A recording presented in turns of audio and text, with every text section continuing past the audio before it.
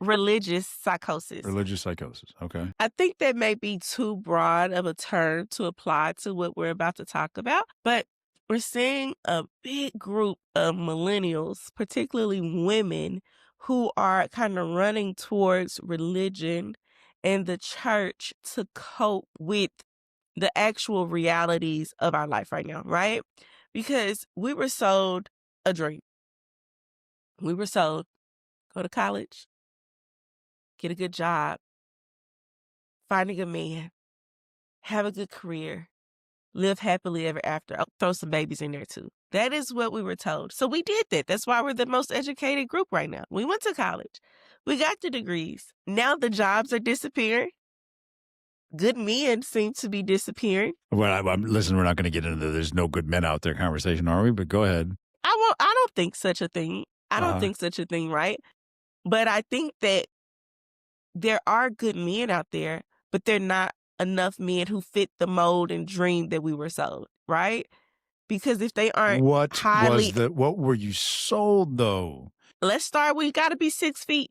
Yeah, see. It's crap. It's crap. Well, let's start with, he got to be 6 figures. Yeah. Let's start with, he meets you, and after a year or two, you fall in love and get the ring.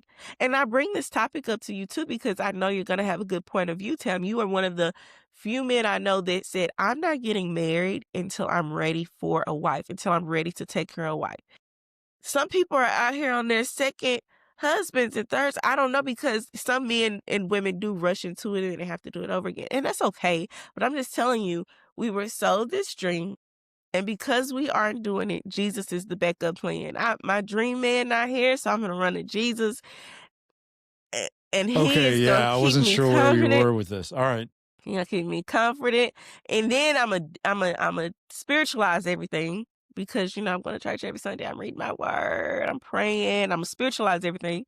And then also, I'm going to demonize everything if it doesn't align with what Pastor said, what the Bible said.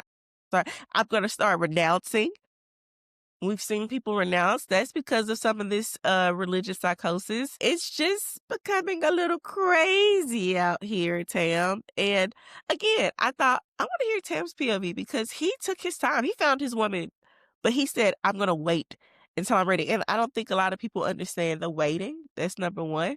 I also think people need to let go of some of their unrealistic expectations. I'm not saying settle. I'm just saying evaluate what is meaningful, right, when you're really in a partnership, and what is vanity. There's a difference between settling and understanding what reality is. Yeah. Right. Like, there's a lot in this. So let me take it a little bit as piece by piece, I suppose. First of all, as it pertains to religiosity and whatever makes you a nicer person to other folks, do that.